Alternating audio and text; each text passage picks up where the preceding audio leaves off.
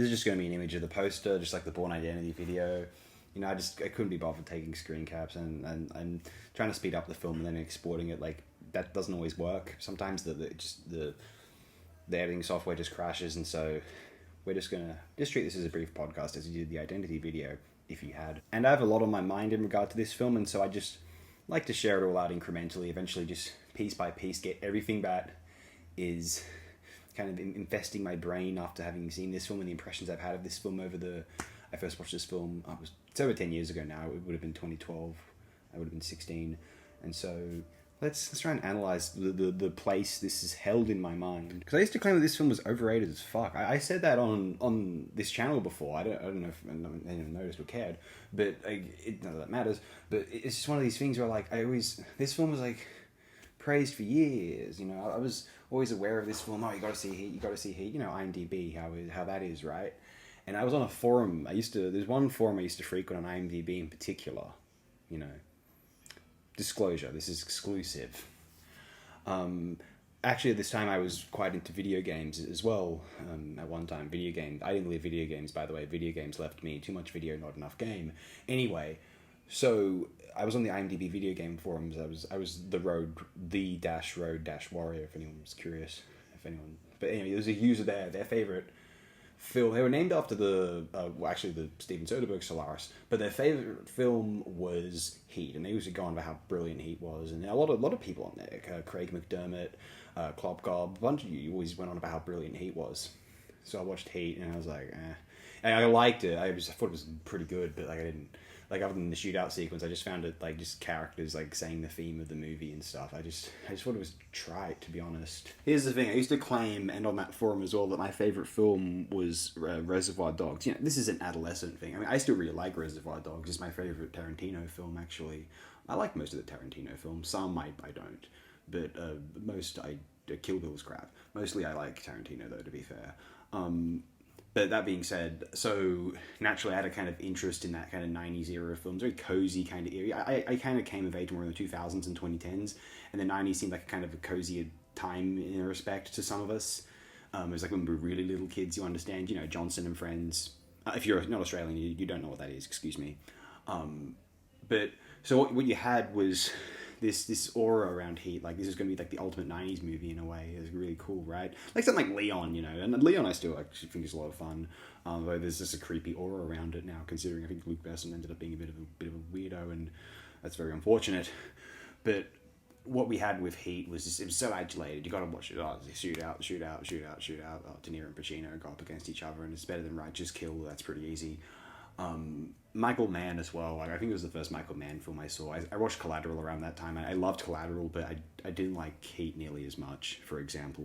The thing of Reservoir Dogs was that the snappy screenplay and the performances and the music choices and the editing, so much came together to make me just love that film, and that it was just so garage and so creative and so dynamic. It went, like, the fact that I found that movie more entertaining than I found, say, The Empire Strikes Back or Terminator 2 was just impressive to me. I couldn't believe that a film just based on dialogue and interactions and scenarios, which were just characters being framed in a room, could be so iconic and brilliant. Like, it's amazing to me to this day that, like, Tarantino made one of the most iconic film shots of all time via just having Steve Buscemi and Harvey Keitel pointing guns at each other, and that was proof positive that there was something to the medium which was inherent to it and didn't even need financial supplement to be for a really interesting film to come out of. Reservoir Dogs is very funded, to be fucking fair, but you know, Harvey Keitel and all that, and some other sinister characters, to be honest. But whatever, let's move on. Heat was just like, came across like this uber serious 90s movie where they just say that the themes of the movie, it's about this, it's about that, serious. Pacino's performance is overbearing. He gave up around this time as like post Scent of a Woman. De Niro's fine. Like, I never cared about Val Kilmer much. You know, I just found the film to be the 90s. I'm not a big fan of 90s Hollywood. 80s Hollywood I quite like. Obviously, we all talk about how great 70s Hollywood was and how 80s Hollywood was a travesty. I like 80s Hollywood in its own way. I don't like 90s Hollywood. It's bland, Oscar bait, garbage. Shawshank Redemption's not very good. Forrest Gump's not very good. Saving Private Ryan is just one of those just two strong scenes, and the rest of it's overbearing nonsense, and it's an anti-war film which becomes an action film at the end. And I have to admit, I find Heat contains a lot of traits of these like overbearing 90s Hollywood films. It's just a product of the times, I suppose, unfortunately. In my opinion, all the 90s Best Picture winners, other than The Silence of the Lambs and Schindler's List, are kind of terrible. Just speech-heavy nonsense. Braveheart, Unforgiven included. Sorry. Especially American Beauty's absolute junk. Heat fell into such a contrived idea of what a great movie would be. It's so rote and structured and archetypal in the kind of the most annoying way possible. Not in a cool Jungian sense, but in a real, like, this would never be a novel. This is such an obnoxious like screenplay sense. I can imagine right now there's people who've never watched this channel before. They see Heat in the thumbnails. Oh, what's this guy got to say about Heat? And they think, how dare you? And they've just disliked the video and just like moved on. Like, I would have preferred you've lived a nasty comment. Why? But like that's besides the point a little bit. But the thing is, it's just like get over your emotions. Like sincerely, like I'm asking questions about like this movie just feels really kind of contrived to me in a lot of ways. However, one can only go so wrong with Michael Mann's direction and Dante Spinotti's photography. I mean, there's just... what can you even say? That shootout sequence is extraordinary. I am bowled over by it. Here's the thing. What Heat does that is genius is employ very little obnoxious music. It's all very ambient music. And I mean ambient. Like, it's very low in the mix. Not like obnoxious Hollywood ambient. You understand. We have some really interesting utilization of sound design rather than score. And it's something which films like No Country for Old Men would pick up on years later. The Birds famously didn't have a score. Or if it's something people don't remember or notice about The Birds unless you're kind of a film nerd. Obviously, No Country for Old Men is not a very popular film, but if you ask the average person who's seen No Country for Old Men, do you remember that there was no music in that film? They were probably thinking, yeah, I didn't realize that. And Heat, it's almost to a similar effect. The ambient music is so low in the mix, it may as well be the No Country for Old Men approach. I wouldn't be surprised if that's what they were inspired by, the Coens there. Even a late 1940s Western, directed by William A. Wellman, titled Yellow Sky, which I was pointed toward and viewed with Brazier's Productions quite recently, that only featured score, I think, for the opening credits, the titles sequence, and then it was just sound effects and the mood and atmosphere of the deep desert. Really cool picture. I'm looking through Michael Mann's filmography right now, and I have to admit, I've always had a kind of hit-or-miss approach to his films to some extent.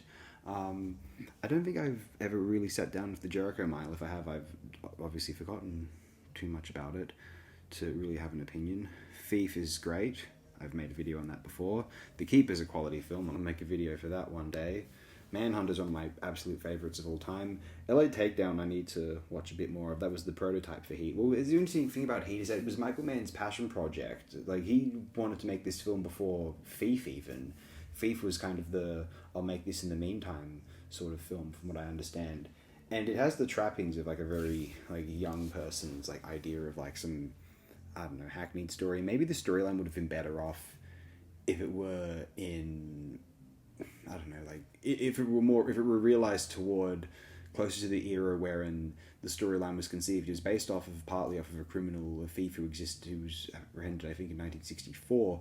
And so you're talking about a film that was initially conceived with the 60s or 70s in mind, and the mid-90s was such a different place, and maybe this is something jarring going on here, where this kind of contrived idea of a more 60s or 70s Hollywood approach just doesn't feel right to me in this kind of 90s slick, uber realistic approach. I don't know, there's something about like the cinematographic philosophy, everything in front of the camera moves about in a realistic fashion, but then the characters act in a manner out of like a horrible screenplay or now like some hackneyed video game. Last of the Mohicans, strong film. I've made a video on that as well. Now we're on Heat. That's this video. The Inside is not bad, but kind of just bad 90s like screenplay heavy like actor man movie. It's like non-filmic of the film. Or was this weird thing where like some people like the idea of they want to go back to the Hollywood pre-New Wave, post-silent era where you don't notice the camera and that like all the photographic flourishes, that mainstream non-interesting and non-noticeable photographic flourishes are actually secretly impressive in a contrarian way. You're wrong. Like, I think being more indulgent with the art and being inconsiderate of mainstream trends and like what people expect and want from a film, as though because they don't have time to read novels. I think being inconsiderate of those people is the right thing to do. Basically, read a book instead. Read a novel. That's what they're there for. If you want a story. Ali, yeah, I don't know. Like, I don't really like sports biopics, to be honest. It's just, and there are lots of these films around the time. You know, like any biopic around this time. It could be A Beautiful Mind. It could be.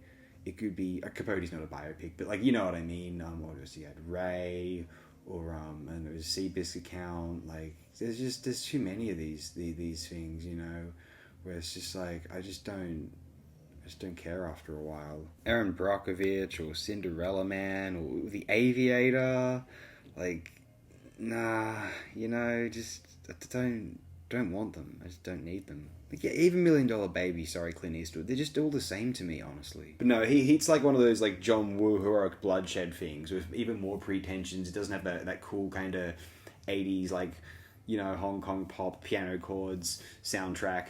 And it doesn't have the kind of, you know, see, when you're watching it in a Hong Kong film and it's just like, it's subtitled, like it's one thing, and it's like, yeah, you know, whatever.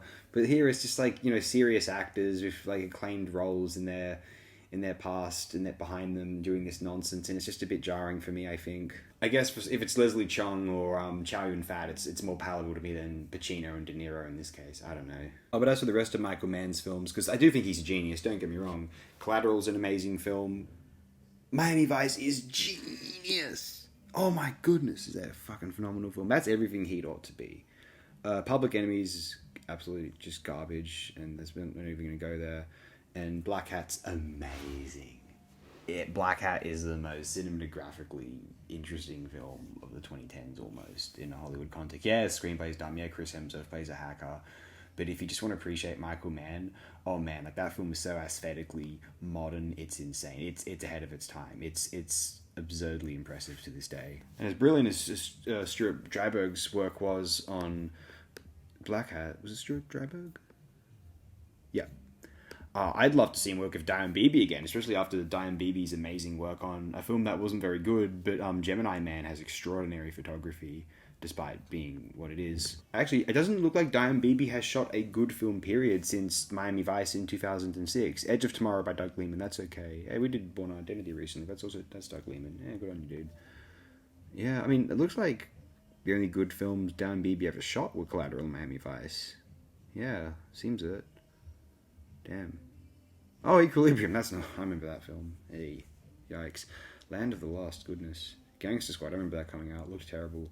Into the Wood. 2011 Green Lantern. Oh, no. Mary Poppins Returns. Oh, yeah, that came and went. Anyway, Heat. I guess people thought, like, the screenplay was really deep or something. I don't know, man.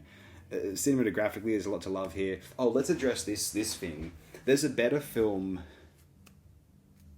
There's a better version of Heat which applied the sensationalism of its narrative in a more appropriate context, and what was impressive about what it did is that it applied that sensationalism within a certain paradigm, and then grounding that paradigm within reality, it created a film that felt closer to reality, perhaps, maybe not really, but its obsession with archetypes in a certain comic booky fashion was so real and vivid. And we're talking about Christopher Nolan's The Dark Knight.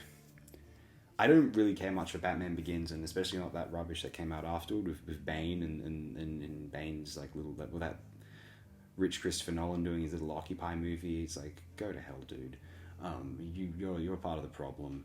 But anyway, like, so Dark Knight, however, I still think is really impressive, and I found it really irritating how Dark Knight got really popular in a bandwagon. It was considered the greatest film of all time, and the IMDb was of 2008. I was there, and. Then there was people who had the contrarian opinion that Dark Knight actually sucked and it just ripped off Heat. I love how it's just forbidden to utilize or try to improve upon or borrow Heat style.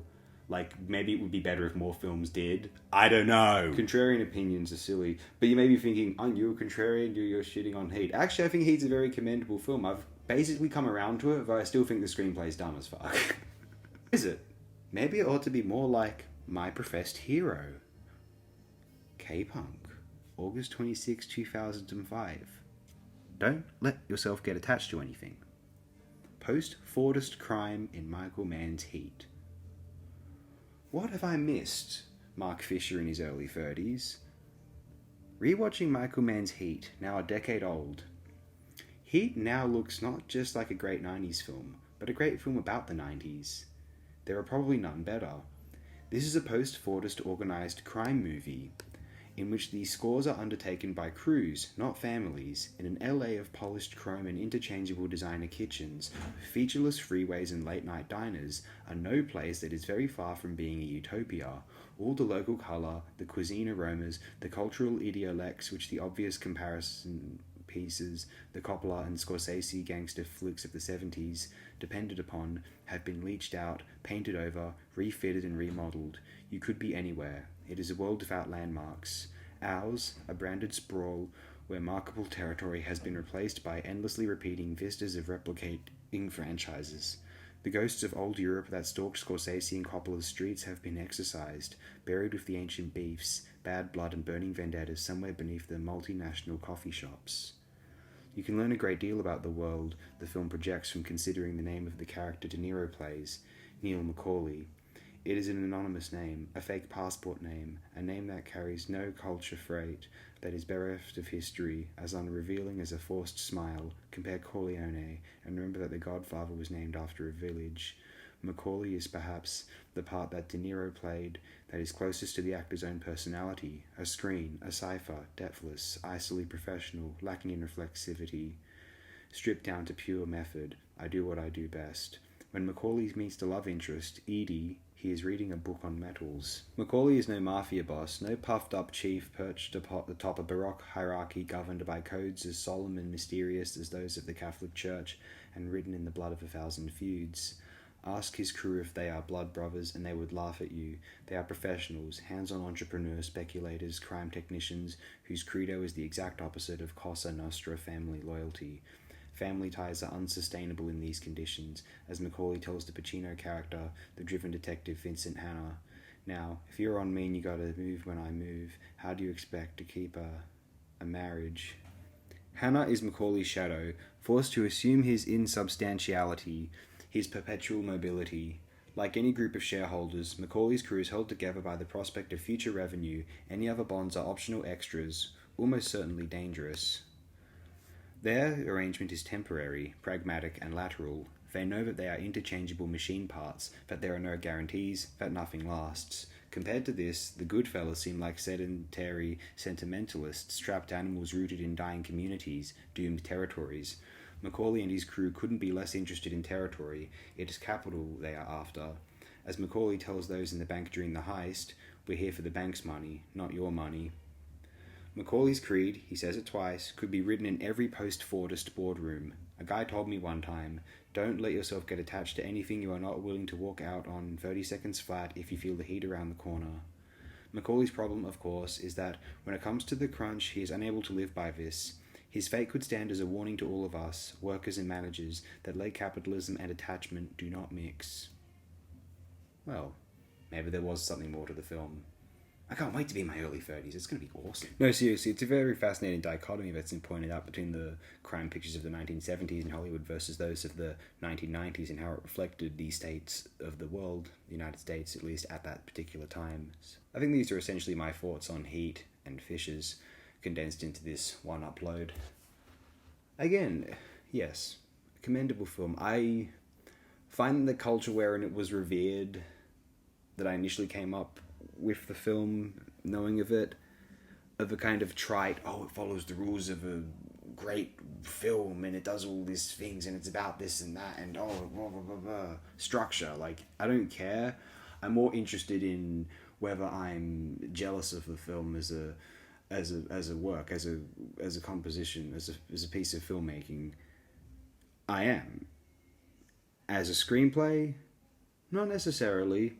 I'm more jealous of what Fisher was able to extract from it than the screenplay itself. I'll say that. But in any case, if you're so inclined, do share your own thoughts on this particular film in the comments below. Tell me why you think I am incorrect about anything, but more importantly, far more relevant, do have the best possible day and night you have ever imagined. Ever. Thanks again, my friends.